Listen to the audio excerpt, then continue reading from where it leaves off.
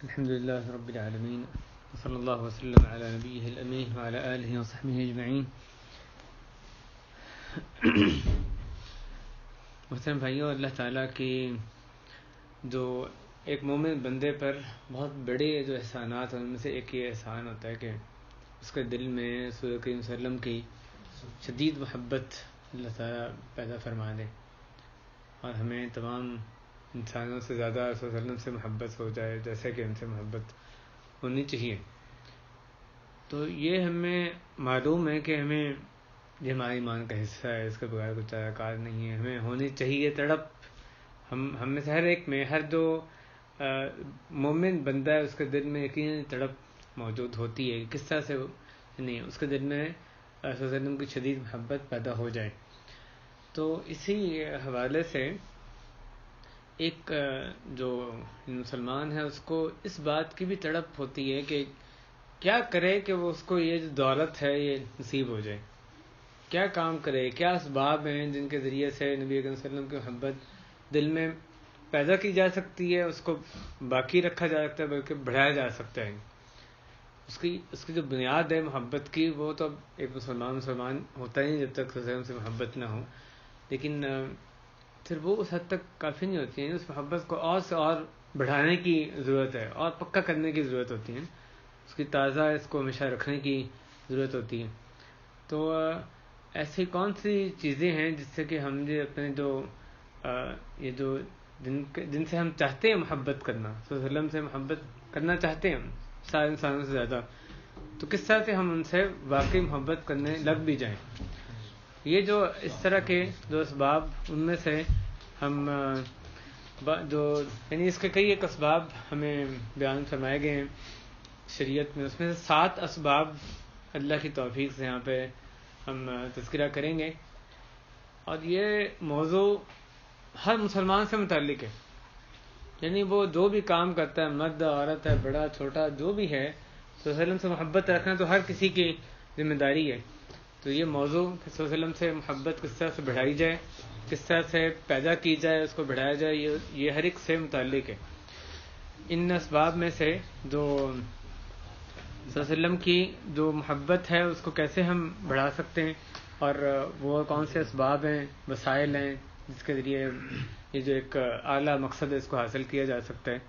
اس میں سے پہلا سبب، 7 اسباب کا تذکرہ کریں گے، بعض کا اختصاص ہے، بعض کا قدر طوالت سے.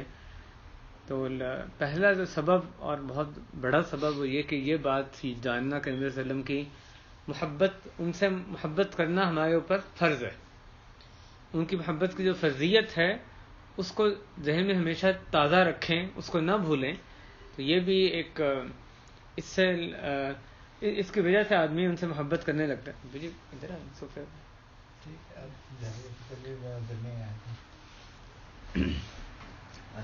نبی صلی اللہ علیہ وسلم کی محبت کی فرضیت کو نہ بھولنا. اللہ تعالیٰ، امام بخاری نے روایت کی، حضرت ابو ہریرہ رضی اللہ عنہ روایت کرتے ہیں، صلی اللہ علیہ وسلم فرمایا کہ فوالذی نفسی بیدہ لا یؤمن احدکم حتی اکون احب الیہ من والدہ وولدہ، کہ اس ذات کی قسم جس کے ہاتھ میں میری جان ہے کہ تم میں سے کوئی مومن نہیں ہو سکتا جب تک کہ میں اس کو زیادہ محبوب نہ ہو جاؤں اس کے والد اور ولد سے، اس کے والدین یعنی والد آبا اور اس کے اولاد سے. اسی طرح صحیح مسلم میں حدیث ہے کہ صلی اللہ علیہ وسلم نے فرمایا کہ لا یؤمن عبد حتی اکون احب الیہ من اہلہ ومالہ والناس اجمعین، کوئی بندہ مومن نہیں ہوتا جب تک کہ میں اس کو اس کے گھر والوں، اس کے مال اور اس کے تمام لوگوں سے زیادہ محبوب نہ ہو جاؤں. تو یہ صلی اللہ علیہ وسلم نے واضح فرمایا کہ کسی شخص کی بھی، کسی اہل کی، مال کی اگر محبت صلی اللہ علیہ وسلم سے زیادہ ہے تو بندہ صحیح معنی میں مومن نہیں ہو سکتا، وہ سچا مومن نہیں ہے. اللہ تعالی نے یہ اس شخص کے لیے عذاب کی وعید سنائی جو کہ کسی بھی اور محبت کو، 8 محبتوں کا تذکرہ کیا گیا، ان میں سے کسی محبت کو بھی اللہ تعالیٰ اور ان کے رسول صلی اللہ علیہ وسلم اور اللہ کے احمد جہاد کی محبت پر فوقیت دیتا ہے، اس سے زیادہ محبت کرتا ہے. اپنے جو آبا ہیں، بیٹے ہیں، بھائی ہیں، اس طرح بیویاں ہیں، قبیلے، جمع شدہ مال، تجارت، گھر، ان میں سے کسی کی محبت بھی اللہ رسول سے اوپر آتی ہے تو اس کو عذاب کی وعید ہے. قل ان کان آباؤکم وابناؤکم واخوانکم وازواجکم وعشیرتکم وأموال اقترفتموها وتجارة تخشون كسادها ومساكن ترضونها أحب إليكم من الله ورسوله وجهاد في سبيله فتربصوا حتى يأتي الله بأمره والله لا يهدي القوم الفاسقين. تو اللہ تعالیٰ نے 8 محبتوں کا تذکرہ کیا اور جیسے تذکرہ کیا گیا اسی طرح ہم بھی اس کا ذکر کریں. یعنی 8 چیزوں کو گنے اور پھر 3 چیزوں کی محبت کا تذکرہ کیا گیا. ان 8 کی اگر تمہیں ان 3 چیزوں سے محبت زیادہ ہے تو پھر انتظار کرو اللہ کے عذاب کی. کون سی 8 چیزیں کہہ دیجیے. اگر تمہارے باپ، تمہارے بیٹے، تمہارے بھائی، تمہاری بیویاں، تمہارے کنبے، تمہارے کمائے ہوئے مال تجارت جس کے مندہ پڑ جانے کا تمہیں اندیشہ رہتا ہے، اور تمہاری پسندیدہ رہائش گاہیں، تمہیں یہ 8 چیزیں ہوں گی. تمہیں کن چیزوں سے؟ تمہیں اللہ تعالیٰ سے، ان کے رسول صلی اللہ علیہ وسلم سے اور ان کی راہ میں جہاد سے زیادہ عزیز ہیں، زیادہ محبوب ہیں. تو پھر اس بات کا انتظار کرو یہاں تک کہ اللہ تعالیٰ اپنا حکم لے آئے، اور اللہ تعالیٰ فاسقوں کو ہدایت نہیں دیتے. لہذا بھائیو، اس میں جو کہا گیا کہ انتظار کرو، امام ابن کثیر رحمہ اللہ لکھتے ہیں کہ اس سے مراد یہ ہے کہ انتظار کرو کہ اللہ کے جو بہت سے قسم کے عذاب ہیں ان میں سے کون سے قسم کا عذاب تمہارے پاس آتا ہے، تمہارے اوپر آتا ہے، اس کا انتظار کرو. اللہ کے کون سے قسم کا عذاب تم پر آتا ہے. تو اللہ نے عذاب کی وعید سنائی اس شخص کو جو نبی صلی اللہ علیہ وسلم کی، اللہ، رسول، ان کے جامع جہاد، اس پر کسی بھی اور محبت کو فوقیت دیتے ہیں. یہ آیت صراحت سے اللہ تعالیٰ کی محبت کی فرضیت، صلی اللہ علیہ وسلم کی محبت کی فرضیت پر دلالت کرتی ہے. اسی طرح یہ بعض یعنی 2 حدیثیں، ایک آیت ہمیں پڑھی، اس کے علاوہ بھی کئی ایک اس میں آیت منصوص ہیں. ان تمام چیزوں کو جاننا، اپنے نگاہ کے سامنے رکھنا کہ ان جو کہ صلی اللہ علیہ وسلم کی محبت کی فرضیت پر دلالت کرتی ہیں، اس سے انسان میں داعیہ پیدا ہونا چاہیے. یہ اس کے اندر فکر اس کو لاحق ہونی چاہیے کہ کیا واقعی میں محبت کرتا ہوں ان سے سب سے زیادہ. نہیں کرتا تو اپنی فکر کروں، پھر میرا ایمان خطرے میں ہے، میں عذاب کی وعید میرے لیے میرے اوپر پوری آ سکتی ہے. تو اپنا محاسبہ کرے اور اپنے آپ کو سب سے زیادہ اپنی جو ترجیحات ہیں ان کو صحیح کرنے کی کوشش کرے. محبتوں جو صحیح سب سے اونچی محبتیں بتائی گئیں ان کو صحیح اپنی جگہ پر رکھے. اور اس بات پہ ایک چیز جو یعنی صحابہ کرام کے طرز عمل میں جو چیز دلالت کرتی ہے کہ امام بخاری رحمہ اللہ حضرت عبداللہ بن ہشام رضی اللہ تعالیٰ عنہ سے روایت کرتے ہیں کہ ایک مرتبہ ایک حدیث انہوں نے بیان کی کہ کننا مع النبی صلی اللہ علیہ وسلم هو آخذ بید عمر بن خطاب، ہم نبی کریم صلی اللہ علیہ وسلم کے ساتھ تھے اور آپ حضرت عمر بن خطاب کا ہاتھ تھامے ہوئے تھے. حضرت عمر نے آپ کو کہا کہ یا رسول اللہ لأنت احب الی من کل شیء الا من نفسی. حضرت عمر نے صلی اللہ علیہ وسلم کو کہا کہ یا رسول اللہ آپ مجھے اپنی جان کے بعد ہر چیز سے زیادہ عزیز ہیں. تو صلی اللہ علیہ وسلم نے ان کو کہا کہ لا والذی نفسی بیدہ حتی اکون احب الیک من نفسک، نہیں، اس ذات کی قسم جس کے ہاتھ میں میری جان ہے، یہ بات نہیں بنے گی حتیٰ کہ میں تمہیں تمہاری جان سے بھی زیادہ عزیز نہ ہو جاؤں. تو حضرت عمر کہتے ہیں کہ فإنه الآن واللہ لأنت احب الی من نفسی، بس اللہ کی قسم اب آپ مجھے میرے نفس سے بھی زیادہ محبوب ہیں. تو اس نے فرمایا الآن یا عمر، اے عمر اب. یہ حدیث پہ غور کریں کس طرح سے حضرت عمر کو جب یہ پتہ چلا، انہوں نے صلی اللہ علیہ وسلم کو واضح یہ بات کی کہ اپنی جان کے بعد سب سے زیادہ آپ عزیز ہیں. تو ان کو یہ پھر معلوم ہوا کہ نہیں، یہ ایمان کا تقاضا یہ ہے کہ ان کی جان سے بھی زیادہ صلی اللہ علیہ وسلم ان کو عزیز ہوں.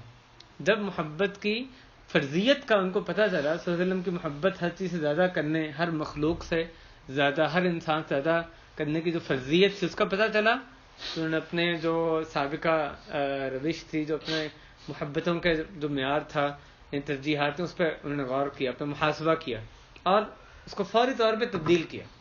اس کی فرضیت کا پتہ چلا، اس کے مطابق اپنے آپ کو ڈھالا اور پھر انہوں نے اعلان کیا صلی اللہ علیہ وسلم، صاف گوئی شفافیت کے ساتھ، واضح طور پہ صراحت کے ساتھ وسلم کو بتا دیا کہ یا رسول اللہ اب میں اپنے آپ سے بھی زیادہ آپ مجھے عزیز ہوں گے، کیونکہ یہ جب یہ پتہ چلا آپ کی زیادہ عزیز رکھنا لازم ہے، ٹھیک ہے اب آپ مجھے زیادہ عزیز ہیں. سر میں کہا الآن یا عمر، اے عمر اب بات بنی.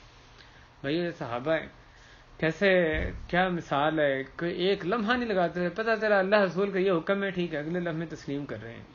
اللہ ان نقش قدم پہ چلنے کی ہمیں توفیق عطا فرما دے. کہاں کس وادی میں، یعنی ہم کس قدر اللہ رسول کے احکام سنتے ہیں، کس طرح سے آگے ہمارا ان کے بارے میں کیا رویہ ہوتا ہے. اور یہ پاکیزہ ہستیاں، ان کے رویے دیکھیے. بہرحال یہ پہلا سبب ہے صلی اللہ علیہ وسلم سے محبت یعنی بڑھانے کا، اس کو قائم رکھنے کا، اس کی فضیلت کو جاننا. دوسرا سبب صلی اللہ علیہ وسلم کی محبت کے ثمرات کو یاد رکھیں.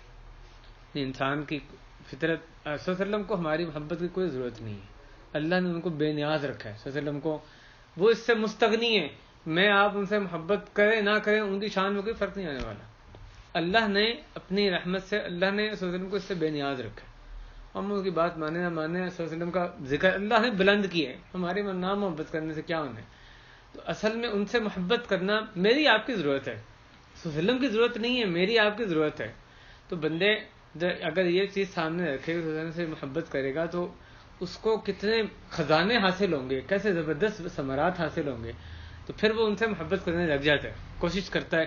کیونکہ انسان کو جس چیز میں فائدہ نظر آتا ہے، انسان کی فطرت ہے، جس چیز میں اس کو فائدہ نظر آتا ہے اس کی کوشش کرتا ہے، صحیح کرتا ہے حاصل کرنے کی، اور اس کو اور بڑھانے کی کوشش کرتا ہے تاکہ وہ ثمرات اس سے حاصل ہونے اور زیادہ اس کو حاصل ہوں. تو جب ان کے صلی اللہ علیہ وسلم کی محبت کے جو ثمرات ہیں اس کو وہ جانے گا، اور جانے گا نہیں، تازہ رکھے گا ذہن میں، ہر وقت مستحضر ان کو رکھے گا، تو پھر یہ محبت بڑھانے کے یقیناً ایک سبب بنیں گے. مثلا دو جو ثمرات ہیں وہ بیان کرتے ہیں.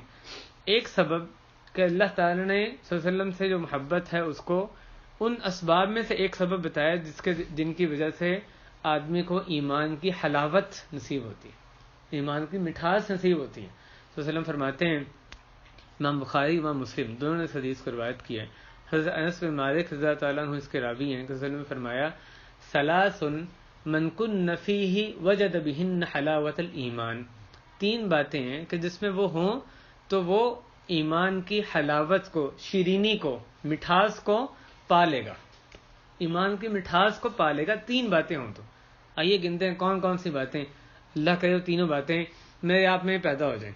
ان یکون اللہ ورسولہ احب الیہ مما سواہما. پہلی بات کہ اللہ تعالیٰ اور ان کے رسول صلی اللہ علیہ وسلم اس کو باقی ہر چیز سے زیادہ محبوب ہو جائیں. پہلی بات، اللہ رسول ہر دوسری چیز سے زیادہ محبوب ہوں. وَأَن يُحِبَّ الْمَرْءَ لَا يُحِبُّهُ إِلَّا لِلَّهِ. دوسری بات کہ وہ کسی آدمی سے محبت کرے، اس سے صرف اس لیے محبت کرے تاکہ اللہ تعالیٰ راضی ہو جائے، اللہ کی رضا کے لیے ہی کسی سے محبت کرے. کسی سے محبت کرنا اس کا معیار کیا ہو؟ اللہ کی رضا.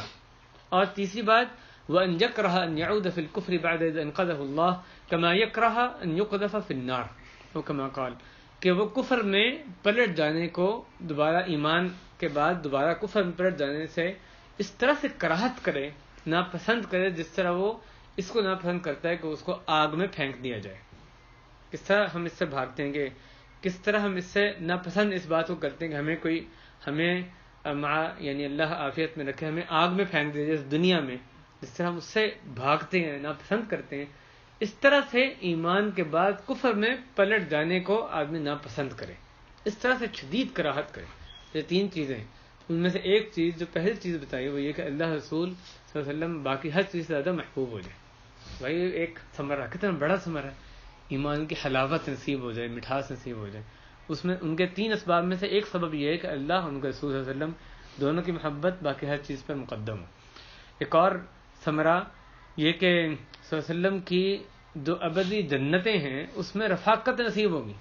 جب صلی اللہ علیہ وسلم کی سچی محبت دل میں ہوگی تو ان کی رفاقت نصیب ہوگی. اس حدیث کو امام بخاری اور مسلم دونوں نے روایت کیا ہے. حضرت عبداللہ بن مسعود رضی اللہ تعالیٰ عنہ اس کے راوی ہیں. انہوں نے بیان کیا کہ ایک شخص نبی کریم صلی اللہ علیہ وسلم کے پاس آیا اور اس نے کہا، یا رسول اللہ، کیف تقول فی رجل احب قوما ولم يلحق بهم. آپ اس شخص کے بارے میں کیا کہتے ہیں جس نے کسی قوم سے محبت کی لیکن وہ ان سے مل نہیں سکا، یعنی اس نے اتنے اعمال نہیں کیے جو کہ جتنے کہ اس قوم نے کیے، ان لوگوں نے کیے. اس نے کچھ لوگوں سے محبت کی لیکن اپنے عمل کے درجے میں ان کے برابر نہیں وہ آ سکا. ایسے شخص کے بارے میں آپ کیا کہتے ہیں؟ تو نے فرمایا کہ المرء مع من احب، کہ آدمی اس کے ساتھ ہوتا ہے جس سے محبت کرتا ہے. اور اس حدیث کی شرح میں علماء نے لکھا ہے، جیسے عمدۃ القاری میں لکھا ہے کہ مراد یہ کہ جس سے محبت کرے گا جنت میں اس کے ساتھ ہوگا. اگر صلی اللہ علیہ وسلم سے بندہ محبت کرتا ہے اور صحابہ سے محبت کرتا ہے لیکن ان کے عمل کو نہیں پہنچ سکا، تو وسلم یہ خوشخبری دے رہے ہیں کہ جنت میں ان کا ساتھ، ان کی رفاقت نصیب ہوگی. تو یہ ایک اور عظیم الشان اس کا فائدہ ہے. اور اس کے علاوہ بھی فوائد ہیں. ان فوائد کو بھائیوں اگر نگاہوں کے سامنے رکھیں، اپنے ذہن میں تازہ رکھیں اور یعنی انہیں نہ بھولیں، تو یہ توفیق الہی سے یہ معاون ہوتے ہیں، سبب ہوتے ہیں کہ ہم یہ ان فوائد کی وجہ سے صلی اللہ علیہ وسلم کی محبت ہمارے دلوں میں بڑھتی ہے. ان فوائد کو جاننے کی وجہ سے مزید محبت بڑھتی ہے کہ بندے کو پتا محبت سے یہ ملے گا، یہ ملے گا، یہ ملے گا، بہت زیادہ ان سے محبت کرنے لگتا ہے. 2 سبب ہو گئے. تیسرا سبب صلی اللہ علیہ وسلم، تیسرا سبب، تیسرا وسیلہ، تیسرا ذریعہ جس کے ذریعے صلی اللہ علیہ وسلم سے محبت پیدا کر سکتے ہیں، اس کو بڑھا سکتے ہیں دلوں میں اور اس طرح سے ایمان کی تکمیل کر سکتے ہیں، وہ یہ کہ صلی اللہ علیہ وسلم کے احسانات کو فراموش نہ کریں. ہم صلی اللہ علیہ وسلم کے احسان کس پر؟ میرے آپ پہ، ہم میں سے ہر ایک پر صلی اللہ علیہ وسلم کا اتنا زیادہ احسان ہے کہ اسی کو ہم صرف یاد رکھیں، صلی اللہ علیہ وسلم سے شدید محبت کرنے لگ جائیں. انسان کی فطرت ہوتی ہے، جو شخص اس سے احسان کرتا ہے، اس کے ساتھ نیکی کرتا ہے، انسان کی فطرت ہے کہ اس سے محبت کرتا ہے. ایک جبلت میں چیز اللہ نے ودیت کی ہے.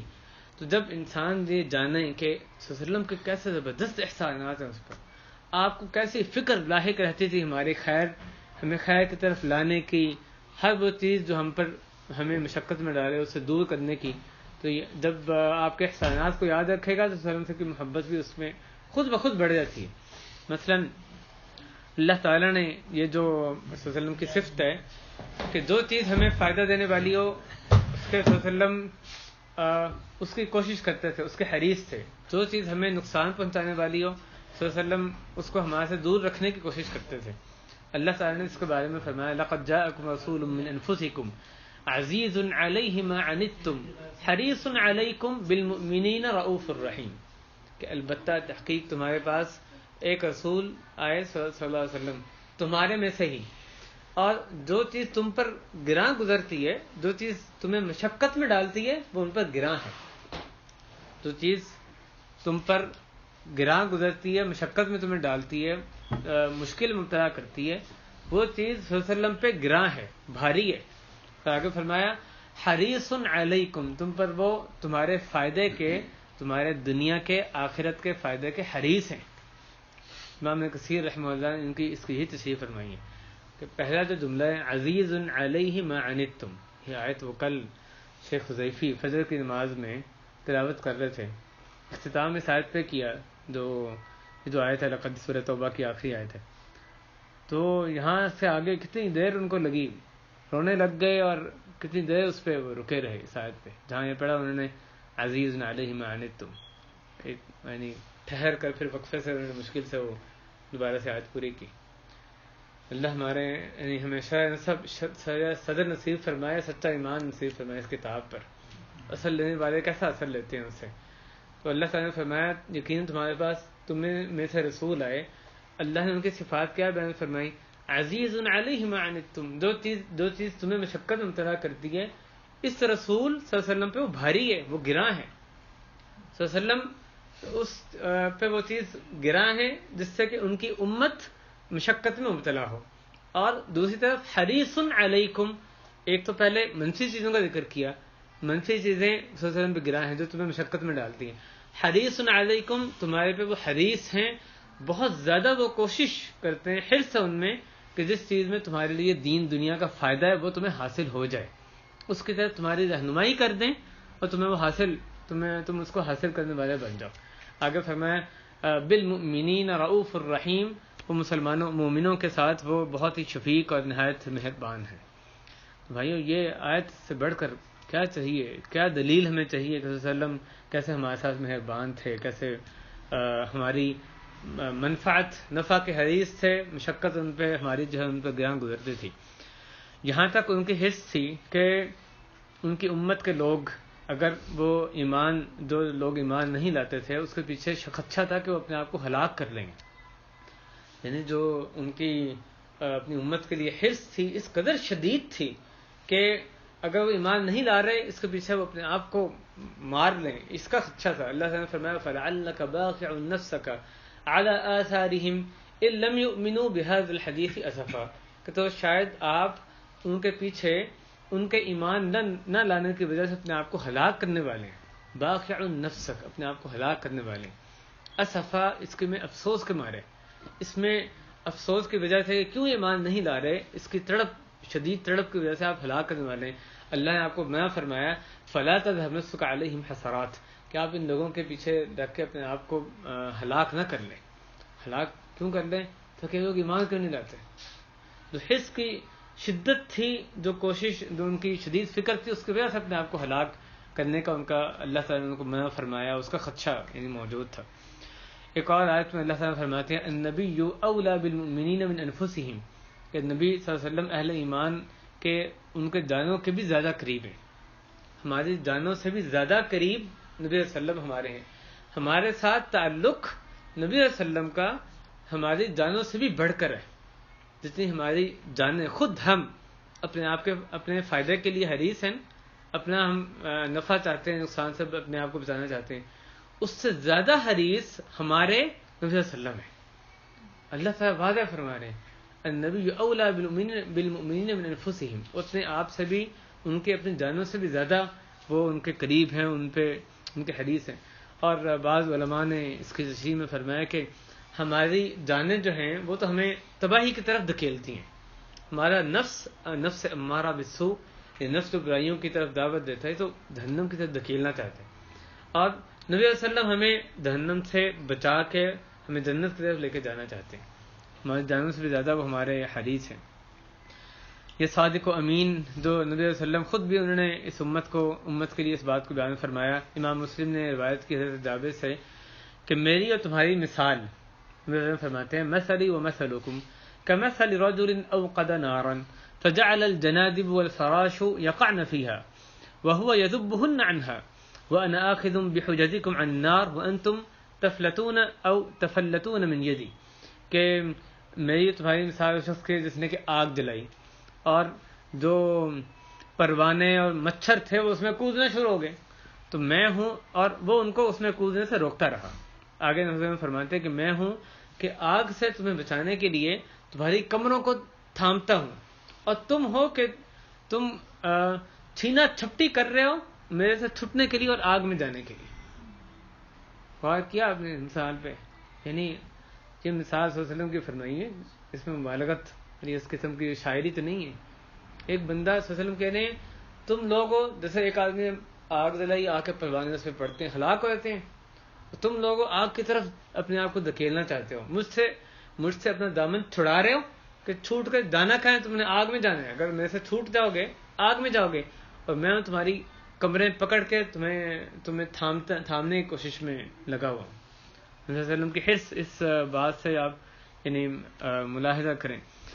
امام بخاری حضرت ابو ہریرہ رضی اللہ عنہ سے روایت کرتے ہیں کہ صلی اللہ علیہ وسلم فرمایا ما من مؤمن الا وانا اول الناس به في الدنيا والاخره اقرأوا ان شئتم النبی اولی بالمؤمنین من انفسہم, کہ میں ہر مومن کے ساتھ دنیا و آخرت میں سب سے زیادہ تعلق رکھنے والا ہوں, اگر تم چاہو تو اللہ کا یہ فرمان پڑھ لو النبی اولی بالمؤمنین من انفسہم, جو جس آیت کا پہلے بھی ذکر ہوا. آگے آپ نے فرمایا پس جو مومن بھی ترکہ چھوڑے تو اس کے جو اعزاء و اقارب بھی ہوں وہ اس کے وارث ہوں گے, لیکن اگر کسی نے قرض یا چھوٹی اولاد چھوڑی تو میرے پاس آ جائیں, میں ان کا ذمہ دار ہوں. اور بھائیوں کوئی شخص یہ گمان نہ کرے کہ یہ حرص صرف ان لوگوں کے لیے تھی جو کہ آپ کے زمانے میں تھے, صحابہ یا جو لوگ آپ کے براہ راست مخاطب تھے, بلکہ نبی صلی اللہ علیہ وسلم کی جو حرص تھی وہ اپنی امت, جو آخر تک آنے والی امت ہے, تمام امت پر محیط تھی.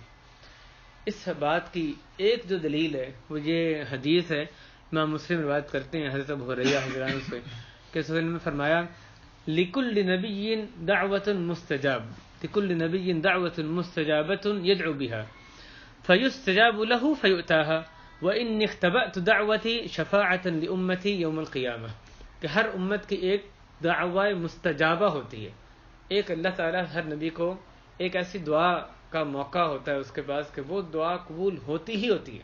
ایک دعا ہر نبی کی مستجاب ہوتی ہے جو کہ وہ دعا کرتا ہے. جب وہ دعا کرتا ہے اللہ تعالیٰ اس کی دعا قبول فرماتے ہیں. نبی صلی اللہ علیہ وسلم فرماتے ہیں میں نے اپنی وہ اس دعا کو، وہ جو دعوی مستجابہ اسپیشل دعا اللہ نے ہر نبی کے لیے رکھی ہے، میں نے اس دعا کو چھپا لیا قیامت کے دن کے لیے کہ میں اپنی امت کی شفاعت کر سکوں. نبی صلی اللہ علیہ وسلم نے وہ جو دعوی مستجابہ ہے وہ اپنے لیے، اپنے اہل و عیال کے لیے، اپنے کنبے کے لیے نہیں فرمائی، بلکہ آپ نے اپنی اس دعا کو چھپا لیا کہ یہ میں قیامت کے دن اپنی امت کے لیے، اپنی امت کی شفاعت کروں گا. اور ان کی امت جس کے لیے شفاعت کریں، کیا وہ صرف صحابہ کرام کا تذکرہ کر رہے ہیں؟ ساری امت جو قیامت تک آنے والی ہے، جو بھی توحید پہ جن کا خاتمہ ہوا صلی اللہ علیہ وسلم، ان کے لیے شفاعت کرنے کے لیے اپنی اس دعا کو چھپا لیا. نبی صلی اللہ علیہ وسلم کی جو کمال شفقت ہے وہ اس حدیث میں واضح ہوتی ہے. کیسے جس چیز میں ان کی یعنی جو بڑی مصلحت رکھی ہے، جب مجھے اور آپ کو شدید ترین ضرورت ہے قیامت کے دن، اس وقت کے لیے صلی اللہ علیہ وسلم نے اپنی دعا کو چھپا لیا کہ اس وقت وہ اپنی امت کی شفاعت کر سکیں. اللہ تعالی ہم سب کو صلی اللہ علیہ وسلم کی شفاعت نصیب فرمائے.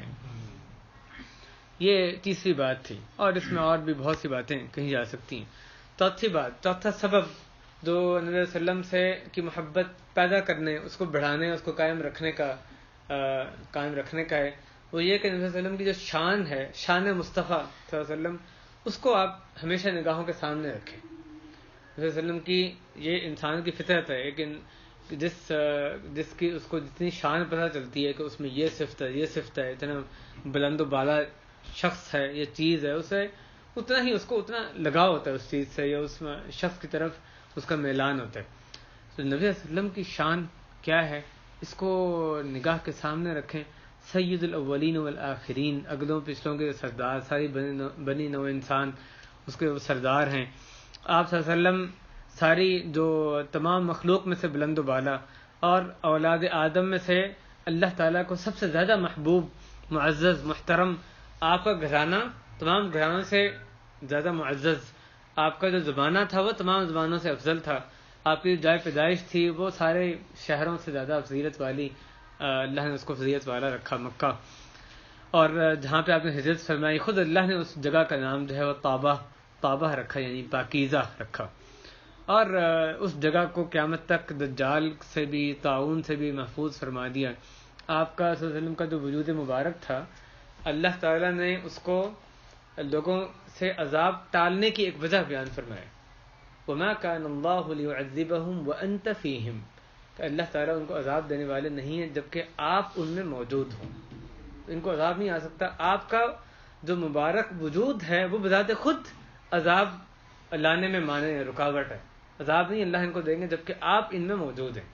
آگے فرمایا اللہ نے وَمَا كَانَ اللَّهُ مُعَذِّبَهُمْ وَهُمْ يَسْتَغْفِرُونَ، کہ اللہ تعالیٰ ان کو عذاب دینے والے نہیں جبکہ وہ استغفار کریں، استغفار کرتے ہوں. اور آپ کی بعثت کے بعد ہر شخص اللہ تعالیٰ نے ہر شخص پہ فرض کرا دیا کہ آپ کی اطاعت کرے، چاہے وہ نبی اور رسول ہی کیوں نہ ہو. ہر نبی سے اللہ تعالیٰ نے عہد لیا کہ وہ نبی صلی اللہ علیہ وسلم سے یہ عہد کا اللہ تعالیٰ نے سورہ عمران میں یعنی ذکر فرمایا کہ جب اللہ تعالیٰ نے انبیاء سے پختہ عہد لیا کہ جب میں تمہیں کتاب و حکمت دوں، پھر تمہارے پاس میرا رسول آئے جو تمہارے پاس موجود چیز کی تصدیق کرے، تو تم ضرور اس کے ساتھ ایمان لے آؤ گے اور اس کی ضرور مدد کرو گے. تو اللہ تعالیٰ نے فرمایا کہ کیا تم اقرار کر چکے ہو اور اس پر میرا عہد قبول کر چکے ہو؟ انہوں نے عرض کیا کہ ہم نے اقرار کر لیا. اللہ تعالیٰ نے فرمایا کہ پس تم گواہ رہو اور میں بھی تمہارے ساتھ گواہوں میں سے ہوں. پس جس نے اس کے بعد اعراض کیا تو وہی لوگ فاسق ہیں. تو تمام انبیاء سے صلی اللہ علیہ وسلم کی تصدیق کرنے، ان کی اطاعت کرنے کا اللہ تعالیٰ نے عہد دیا ہے. اور نبی صلی اللہ علیہ وسلم کی اطاعت کو اللہ نے اپنی اطاعت قرار دیا. ان کی اطاعت کرنے والے کو اپنا محبوب بنا اللہ نے قرار دیا، اس کے گناہوں کی بخشش کی نوید دی. ان کی جو اطاعت ہے وہ اپنی رحمت کے حصول کا ذریعہ قرار دیا. جنت میں جو انبیاء، صدیقین، شہداء، صالحین، ان کے ساتھ اعلیٰ مقام پانے کا سبب صلی اللہ علیہ وسلم کی اطاعت کو قرار دیا گیا. اور آپ کی سربلندی اور کیا ہوگی کہ خود اللہ تعالیٰ نے یہ آپ کے نام مبارک یا آپ کی جو بلندی، اس کا ذکر فرمایا کہ وَرَفَعْنَا لَكَ ذِكْرَكَ، کہ ہم نے آپ کا ذکر بلند کر دیا. آپ دیکھتے ہیں جب کتنے جگہوں پہ جہاں اللہ کا نام لیا جاتا ہے اس کے بعد صلی اللہ علیہ وسلم کا نام لیا جاتا ہے. اذان میں اشہد لا الہ الا اللہ آتا ہے, اس کے بعد اشہد ان محمد رسول اللہ آتا ہے. اللہ تعالیٰ نے آپ کا ذکر بلند فرمایا. قیامت کے دن سب سے پہلے آپ ہی کی قبر کھول لی جائے گی, آپ ہی قبر سے اٹھائے جائیں گے. خطیب خلق ہوں گے آپ بارگاہ الہی میں حاضری کے وقت. جو اللہ کی حمد کا جھنڈا ہے وہ آپ نے اٹھایا ہوا ہوگا. اول سب سے پہلے شفاعت کرنے والے, سب سے پہلے شخص جن کی شفاعت قبول کی جائے گی. اور اس کے علاوہ بھائیو کتنی ہی آپ کی شان میں باتیں ہیں جو کہ یعنی ساری صحیح معنی میں بیان کرنا ہماری بس میں بھی نہیں ہے. تو اللہ تعالیٰ نے شان جن کو عطا فرمائی ہو تو کیسے ایک سچا بندہ ان سے محبت نہ کرے. اللہ نے ان کو مقام محمود عطا فرمایا اور جو بھی دیگر چیزیں عطا کی. تو یہ علماء نے ذکر کیا ہے کہ بندے کے لیے یہ چاہیے ایک یعنی مومن بندے کو کہ آپ کی جو شان اللہ نے آپ کو عطا فرمائی اس کا مطالعہ کریں. اس کے مطالعے کی ایک بڑا جو ثمرہ یہ ہوتا ہے کہ ان سے محبت بڑھ جاتی ہے دلوں میں. جس چیز کا جتنا ذکر کیا تھا اتنی زیادہ اس سے محبت بڑھتی ہے.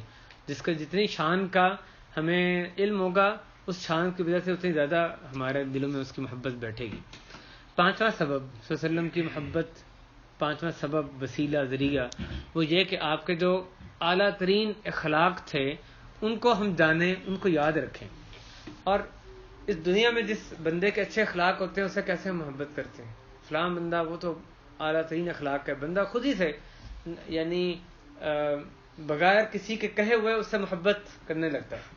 تو صلی اللہ علیہ وسلم کے اخلاق کو دیکھیں, اعلیٰ ترین اخلاق جن جیسا اخلاق کسی اور کا ہو ہی نہیں سکتا. نہ ان سے پہلے نہ بعد میں کسی کا ویسے اخلاق ہو سکتا ہے. تو حضرت عائشہ رضی اللہ عنہا فرماتی ہیں کہ نبی علیہ وسلم کا جو اخلاق ہے وہ قرآن تھا. جو قرآن میں حکم دے دیا کہ آپ کرتے, جو جس سے منع کیا گیا اس سے آپ رک جاتے تھے. اللہ کا جو مطلوب انسان ہے وہ کامل صورت میں صلی اللہ علیہ وسلم کی ذات مبارکت ہے. ہر صفت اچھے اخلاق کی آپ میں وہ موجود تھی, آپ میں رچ بس چکی تھی. یعنی جو بھی چیز کرنا ایک نیک بندے سے مطلوب ہے وہ آپ میں ایسے رچ بس چکی تھی کہ آپ کی فطرت بن گئی تھی. وہ ایسے وہ صفات آپ میں آ گئی تھیں کہ آپ کی وہ فطرت میں شامل ہو گئی تھی, آپ کے اخلاق میں وہ چیزیں شامل ہو گئی تھیں. تو یہ آپ کے اخلاق کی جو گواہی ہے وہ تو خود اللہ تعالیٰ نے دی کہ وَإِنَّكَ لَعَلَىٰ خُلُقٍ عَظِيمٍ, کہ بے شک آپ یقیناً بہت عظیم اخلاق پر فائز ہیں. تو اللہ تعالیٰ جس کے اخلاق کی یعنی اللہ تعالیٰ گواہی دیں, اور کیا چیز ہمیں اس کے بعد چاہیے. حضرت وسلم تمام لوگوں میں سے سب سے زیادہ سچے, سب سے زیادہ ایفاء عہد کرنے والے, سب سے زیادہ شفیق اور مہربان, سب سے زیادہ شرم و حیا کرنے والے, جود و سخا والے, صلہ رحمی کرنے والے, اپنی ذات پر دوسروں کو ترجیح دینے والے, سب سے زیادہ دنیا کے مال و اسباب میں زہد اختیار کرنے والے, اور اس کے علاوہ کتنی ہی چیزیں. سب سے زیادہ جو بھی اچھی صفات تھیں آپ ہی میں تھیں.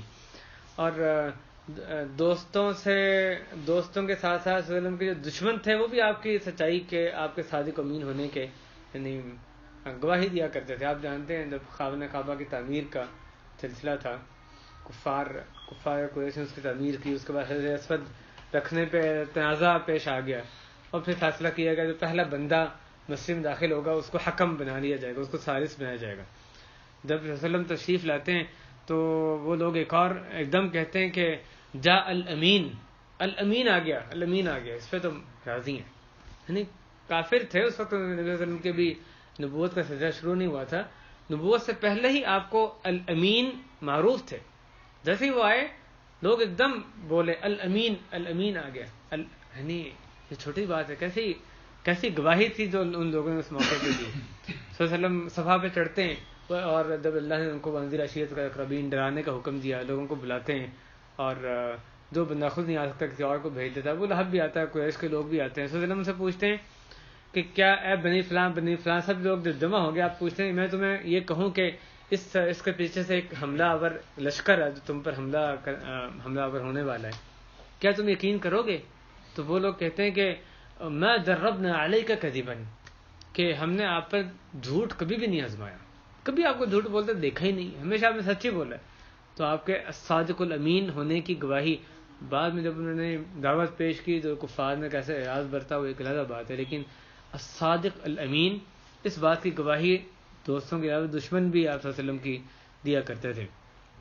حضرت حضرت عائشہ رضی اللہ عنہا آپ کا اخلاق بیان کرتے ہوئے فرماتی ہیں کہ آپ نے کبھی کسی چیز کو مارا نہیں اپنے ہاتھ سے، کسی عورت کو، کسی خادم کو ایک مرتبہ کسی پر ہاتھ نہیں اٹھایا، الا یہ کہ آپ اللہ کی راہ میں جہاد کریں، نہ کسی اپنی ذات کے لیے کبھی بھی آپ نے انتقام لیا۔ ایک اور حدیث میں آپ نے فرمایا کہ صلی اللہ علیہ وسلم کو جب بھی دو راہوں کے درمیان کسی کے راہ کا انتخاب آپ کو کرنا ہوتا تو ہمیشہ آسان راہ اختیار کرتے، سوائے اس کے کہ آسان راہ وہ حرام چیز ہے تو پھر آپ اسے سب سے زیادہ دور رہنے والے ہوتے۔ حضرت انس فرماتے ہیں کہ میں نے 10 سال صلی اللہ علیہ وسلم کی خدمت کی، آپ نے واللہ ما قال لی اف قط، اللہ کی قسم انہوں نے ایک مرتبہ بھی کبھی مجھے اف نہیں کہا۔ خادم 10 سال کہنے کی بات ہے، خادم خدمت کر رہا ہے، حضرت انس کم سن وہ صحابی ہیں، صلی اللہ علیہ وسلم کی خدمت 10 سال کرتے ہیں، کہتے ہیں اللہ کی قسم کبھی بھی آپ نے مجھے اف بھی نہیں کہا، اور کبھی ایسا نہیں ہوا کہ میں نے کوئی کام کیا آپ نے اس پہ ٹوکا کہ ایسا کیوں کیا، یا نہیں کیا آپ نے ٹوکا کہ ایسا کیوں کیا، ایسا کیوں کیا، یا دوسری طرف ایسا کیوں نہیں کیا۔ تو صرف یعنی یہ بعض چیزیں ہیں جس میں کہ صلی اللہ علیہ وسلم کے جو اعلیٰ اخلاق اور اس پہ دلالت کرتی ہیں۔ وہ ہرقل جو تھا وہ صلی اللہ علیہ وسلم کے جب اس نے ابو سفیان کو بلایا، اس وقت ابھی تک مسلمان نہیں ہوئے تھے ابو سفیان، یعنی ایک مشرک بندے کو اس وقت کے حساب سے ایک مشرک تھے، وہ آیا ہرقل ان سے پوچھتا ہے کہ کیا تم ان پہ کذب کی، جھوٹ کی تہمت لگایا کرتے تھے، الزام لگایا کرتے تھے اس سے پہلے کوئی نبوت کا دعویٰ کرے؟ تو انہوں نے کہا کہ نہیں، ہمیں ایسے کبھی نہیں لگاتے۔ اور پھر اس نے پوچھا کہ حل یغدر، کیا وہ بدعہدی کرتا ہے؟ تو میں نے کہا، حضرت ابو سفیان کہتے ہیں کہ میں نے کہا کہ اب ہم نے اسے ایک صلح کا معاہدہ کیا ہوا ہے، دیکھو اس میں کیا کرتا ہے۔ لیکن انہوں نے ان پہ نہ جھوٹ کا نہ بدعہدی کا کوئی ایک الزام، یہ جو دشمن ہے جو ان کو قتل کرنے کے در پہ ہو، اس کو تو کوئی بھی ایک بھی موقع ملے گا اس میں پوری کوشش کرے گا الزام لگانے کی، لیکن ان کو کوئی موقع ہی نہیں مل سکا، کہیں ایک دفعہ بھی کوئی ایسی چیز ثابت نہیں ان کے ہاں، ان کی نظروں میں تھی نہیں۔ بہرحال بھائیو، یہ بعض چیزیں جو صلی اللہ علیہ وسلم کے اعلیٰ اخلاق، اس کا کثرت سے مطالعہ کریں، سیرت کی کتابیں اس میں دیکھیں، صلی اللہ علیہ وسلم کے اخلاق کا تذکرہ یا حدیث کی کتابیں، اس کو پڑھنے کی ایک بڑا فائدہ یہ ہوتا ہے۔ ایک تو حدیثیں وہ ہے نا کہ قولی حدیثیں، صلی اللہ علیہ وسلم کہیں کہ بھی سچ بولو مثلا یا عفا حد کرو، لیکن خود صلی اللہ علیہ وسلم کا کیا، ان کا سیرت مبارکہ سے کیسا رویہ تھا، اعلیٰ اخلاق کیسے تھے، تو اس کو پڑھ کے بندہ لازماً ان کی محبت اور بڑھ جاتی ہے دلوں میں۔ اعلیٰ ترین اخلاق جب ان کے ہم جانتے ہیں تو اور زیادہ ان سے محبت کرنے لگے ہوتے ہیں۔ چھٹا سبب، صلی اللہ علیہ وسلم کا ذکر خیر کرنا، آپ پر درود پڑھنا، کثرت سے درود پڑھنا۔ صلی اللہ علیہ وسلم کی سیرت مبارکہ پڑھنے کا ایک بڑا جو فائدہ یہ بھی ہوتا ہے، آپ کی سیرت پڑھیں، پھر آپ نے یہ کیا، پھر آپ کے حالات و واقعات یہ تھے، غزوات ایسے تھے، اس وقت پیدا ہوئے، اس وقت نبی بنے، جو مختلف سیرت آپ پڑھیں، اس کا ایک بہت بڑا فائدہ یہ ہوتا ہے کہ اس سے اور محبت بڑھتی ہے صلی اللہ علیہ وسلم کی۔ جس بندے کا جتنا زیادہ تذکرہ کیا جائے اتنی زیادہ اس سے لگاؤ آدمی کو پیدا ہوتا ہے۔ اور اسی ضمن میں یہ بات بھی ہے کہ صلی اللہ علیہ وسلم پہ جو درود بھیجنا ہے، کثرت سے درود بھیجنا، اس کے اور بہت سے فوائد جہاں ایک طرف ہمیں نظر آتے ہیں، بہت سے فوائد ہیں درود بھیجنے کے، وہاں پر ایک فائدہ جیسے امام ابن قیم رحمہ اللہ نے ذکر کیا، ایک فائدہ یہ بھی ہے کہ نبی صلی اللہ علیہ وسلم کی محبت اس کے ذریعے سے بڑھتی ہے، جو ہمیں اس کا اللہ کی رحمت نصیب ہوتی ہے، پریشانیاں دور ہوتی ہیں اور دیگر فوائد حاصل ہوتے ہیں، وہ اپنی جگہ ہیں۔ ایک بہت بڑا فائدہ کیا ہے جو ہمارے اس سبق سے متعلق ہے، وہ یہ کہ نبی صلی اللہ علیہ وسلم کی محبت بڑھانے کا ایک سبب یہ ہے کہ ان پر کثرت سے درود بھیجا جائے۔ پھر آج کا دن، جمعے کا دن، اس دن تو اور زیادہ صلی اللہ علیہ وسلم نے ہمیں تلقین کی ہے کہ ہم ان پہ درود بھیجیں۔ سید الایام ہے، دنوں کا سردار ہے جو جمعے کا دن ہے، تو اس میں صلی اللہ علیہ وسلم پہ اور زیادہ اہتمام کے ساتھ زیادہ کثرت سے اس میں درود صلی اللہ علیہ وسلم پہ بھیجنا چاہیے۔ تو کوشش کریں اپنی زبانوں کو عادی بنائیں، کثرت سے درود بھیجیں، اور بجائے اس کے کہ ہمارے بچے یہ سنیں یا جو دوسرے ہمارے سے سیکھیں گے جب جمعہ آتا ہے جمعہ مبارک اور اس طرح کی جو بے بنیاد چیزیں اس کو رواج دیا جائے، تو ہمارے بچے یہ کیوں نہ ہمارے سے سنیں کہ ابا جان آج جمعے کا دن ہے تو یہ خاص اہتمام کر رہے ہیں، دیکھو کہ کثرت سے ان کی زبان پہ درود شریف جاری ہے، اللہم صلی علی محمد وعلی آل محمد، اور درود کے مختلف سیغے جو سکھائے گئے ہیں وہ آپ زبانوں پہ جاری رکھیں۔ تو یہ صلی اللہ علیہ وسلم کا کثرت سے ذکر کرنا، آپ پہ کثرت سے درود بھیجنا، اس کے ذریعے سے ہمارے دلوں میں آپ کی جو محبت ہے بہت زیادہ بڑھتی ہے۔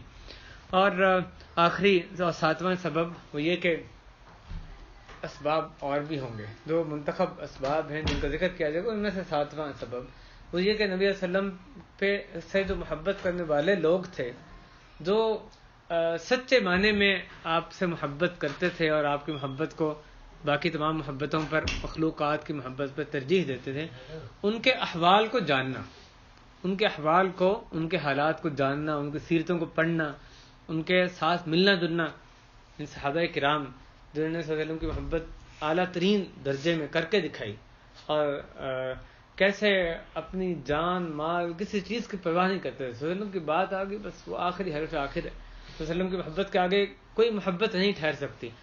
تو انہوں نے عملی طور پہ جو اس کا نمونہ پیش کیا ہمارے سامنے، ان کی سیرتوں کو بھی آپ پڑھیں، ان کی، میں اور آپ اس کو پڑھیں، تو اس سے بھی ہمارے دلوں میں بھی ان کی اقتداء کا داعیہ پیدا ہوگا اور زیادہ محبت پیدا ہوگی.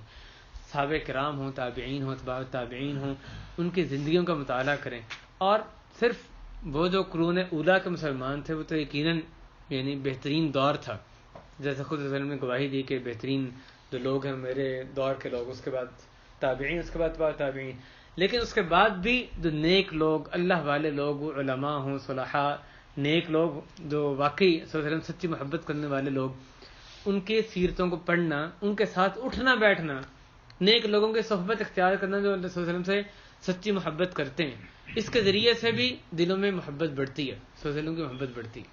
تو یہ دو باتیں ہیں، ایک تو گزرے ہوئوں کی، یا جو اس وقت بھی لوگ موجود ہیں جو سچے معنی میں صلی اللہ علیہ وسلم سے محبت کرتے ہیں، ان کی سیرتوں کا مطالعہ کرنا، ان کے بارے میں جاننا سننا.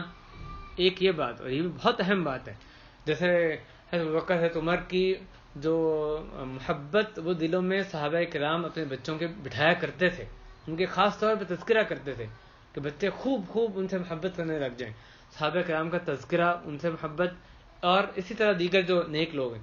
ایک یہ، اور دوسرا یہ کہ جو ان سے سچی محبت کرنے والے لوگ ہیں، جو ہمیں اپنی نظروں میں نظر آئے کہ باقی حساب اللہ کے ہاں، لیکن جو ہمیں اللہ کے قریب لگے، سچی محبت کرنے والے لوگ لگتے ہیں، ان کی صحبت اختیار کرنا، ان کی رفاقت، ان کے ساتھ اٹھیں بیٹھیں، ان کے پاس جائیں، تو اس سے بھی یعنی صلی اللہ علیہ وسلم کی محبت ہمارے دلوں میں اور مزید بڑھ جاتی ہے.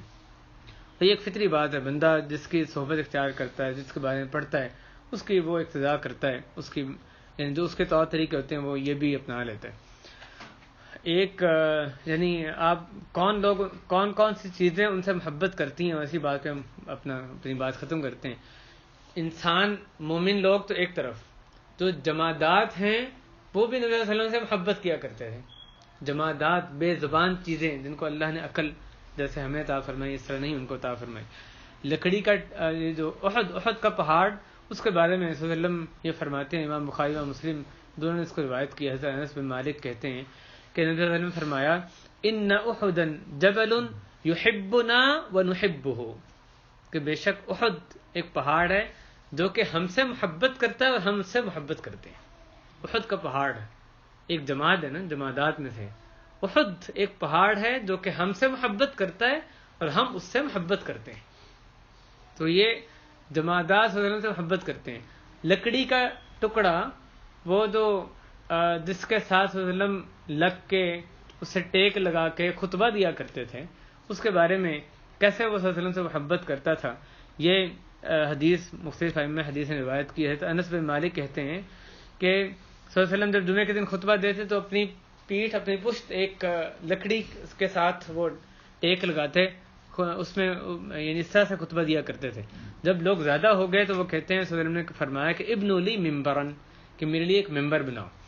اراد ان یسمعہم، حضرت انس کہتے ہیں کہ صلی اللہ علیہ وسلم کا مقصد یہ تھا کہ لوگوں کو سنوائیں، تاکہ تھوڑی اونچی جگہ پہ کھڑے ہوں تو لوگوں کو زیادہ اچھی آواز آئے. یہ مقصد تھا ممبر کا. فبنوا له عتبتين، لوگوں نے ان کے لیے یعنی ممبر بنایا، اور اس کو، اور پھر آپ صلی اللہ علیہ وسلم جب اس لکڑی سے ممبر کی طرف آپ نے موو کیا، آپ اس سے تحویل کی، تو وہ کہتے ہیں یہ جو حدیث کے فاخبرنی انس بن مالک رضی اللہ عنہ، جو تابعین ہیں جو حدیث کو انس بن مالک سے روایت کرتے ہیں، وہ کہتے ہیں کہ مجھے انس بن مالک نے یہ بتایا، انہ سمع الخشبۃ تحن حنین الوالہ، کہ انہوں نے اس لکڑی کو سنا، وہ ایسے رو رہی تھی جیسا کہ وہ ماں روتی ہے جس کا بچہ اس سے الگ ہو جاتا ہے. جس کا بچہ گم جاتا ہے. ماں کو دیکھا جب بچہ گم جائے, بچہ نہیں مل رہا, کیسے اس کی کیا حال ہوگا, تڑپ رہی ہوگی, رو رہی ہوگی. حضرت انس بن مالک نے اپنے شاگرد کو بتایا کہ میں نے خود وہ آواز سنی اس لکڑی کی رونے کی, ایسے رو رہی تھی جیسے کہ وہ بچے کے لیے ماں روتی ہے. اور فما زالت تحن, وہ اس طرح روتی رہی, حتى نزل رسول اللہ صلی اللہ علیہ وسلم عن المنبر فمشى الیها فاحتضنها فسکنت, کہ وہ کہتے ہیں وہ ایسے ہی روتی رہی حتیٰ کہ وہ جو لکڑی کا ٹکڑا تھا, جو لکڑی یا تنا تھا, وہ ایسے ہی روتا رہا حتیٰ کہ صلی اللہ علیہ وسلم ممبر سے اترے, اس کے پاس گئے, اس کو اپنی آغوش میں لیا, اپنے ساتھ لگایا, فسکنت, تو وہ سکون میں آ گئی. یہ کیا چیز تھی؟ لکڑی کا ممبر. حضرت حسن بصری رحمہ اللہ وہ اس حدیث کو جب بیان کرتے تھے تو کہتے تھے یا عباد اللہ الخشبۃ تحن الی رسول اللہ صلی اللہ علیہ وسلم شوقا لمکانہ من اللہ فانتم احق ان تشتاقوا الی لقائہ, کہ اے لوگو یہ ایک لکڑی صلی اللہ علیہ وسلم کے کیسا شوق رکھتی, ان سے ملاقات, ان کے وصال, صلی اللہ علیہ وسلم جو اس کے ساتھ لگتے تھے خطبہ دیتے ہوئے, اس کا کیسا شوق تھا اس میں.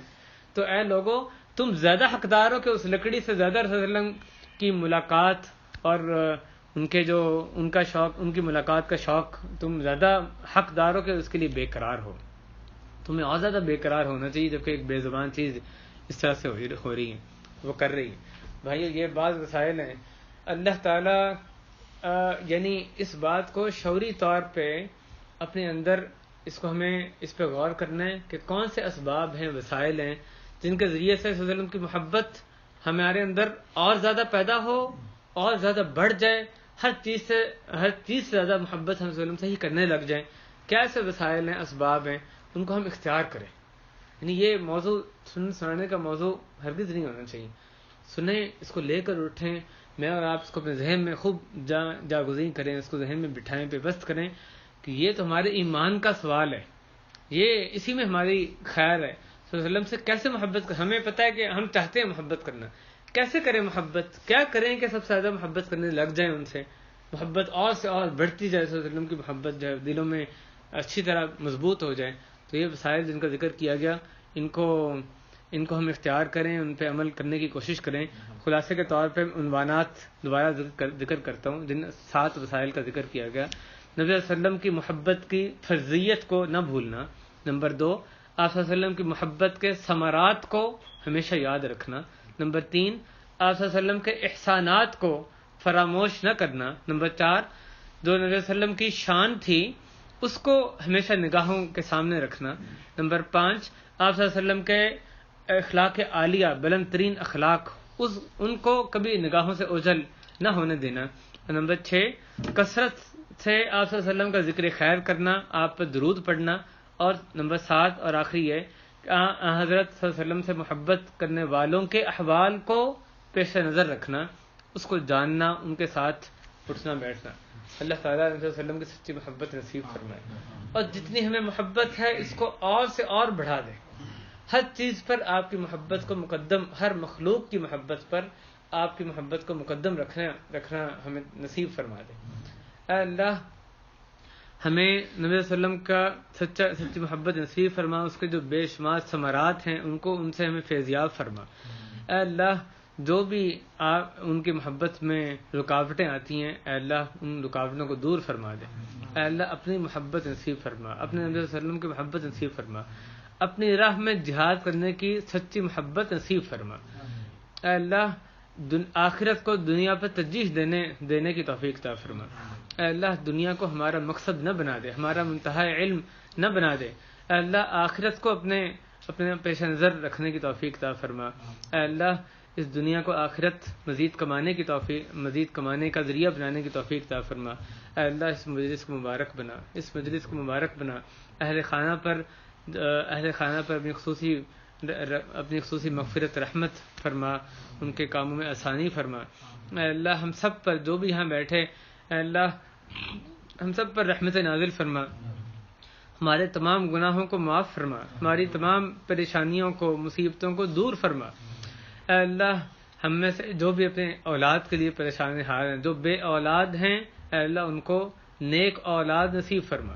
اے اللہ جو بھی اولاد والے ہیں, اے اللہ ان کی اولاد کو اور ان کی آنکھوں کی ٹھنڈک بنا دے، ان کی اولاد کو نیک بنا دے، اے اللہ ان کے اولاد کی اصلاح فرما دے، اے اللہ جو ہم میں سے جو ہمارے والدین ہیں، ہمیں اپنے والدین کے درجات کی بلندی کا سبب بنا دے، جو ان میں سے چلے گئے اے اللہ ان کی قبروں کو جنت کے باغیچے بنا دے، ہمیں اپنے والدین کی صدقہ جاریہ بنا دے، اے اللہ ہماری بیویوں کی، ہمارے اہل و عیال کی، ہماری نسلوں کی اصلاح فرما دے، اے اللہ قرآن و حدیث پہ چلنا نصیب فرما، اے اللہ حق کے لیے ہمارے سینوں کو کھول دے، اے اللہ حق قبول کرنے کے لیے جو آپ کے سچا دین ہے اس کے لیے ہمارے سینوں کو کھول دے، ہمیں شرح صدر نصیب فرما دے، اے اللہ ان نیک مجلسوں میں، اچھی مجلسوں میں ہمیں آخری دم تک ان سے فیضیاب ہونے، ان میں شرکت کرنے کی سعادت نصیب فرما۔